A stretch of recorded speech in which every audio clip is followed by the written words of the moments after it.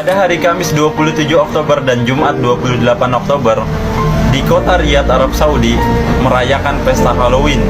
Yang mana Halloween ini bukan hanya di Arab Saudi, melainkan di seluruh dunia.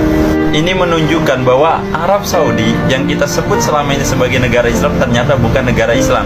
Ya, karena sampai sekarang belum ada negara yang bisa disebut sebagai negara Islam. Karena sampai sekarang Arab Saudi pun masih sekuler, memisahkan agama dari kehidupan. Ya, Maulid dilarang. Mereka begitu keras menentang Maulid, yang di situ disebutkan sejarah-sejarah Rasulullah, tapi mereka malah memfasilitasi perayaan Halloween. Dan ini membuktikan daripada hadis Rasulullah SAW, nanti tidak akan terjadi hari kiamat kecuali umatku nanti akan mengikuti generasi sebelumnya, yaitu orang-orang kafir, jengkal demi sejengkal, sahasta demi sahasta. Sahabat bertanya kepada Rasulullah, "Ya Rasulullah, apakah mereka mengikuti Romawi dan Persia?" Lalu Rasulullah menjawab, "Lantas kalau bukan mereka, siapa lagi?" Hadis riwayat Bukhari. Ya, dari sini kita sadar bahwa sampai sekarang belum ada negara yang bisa disebut sebagai negara Islam.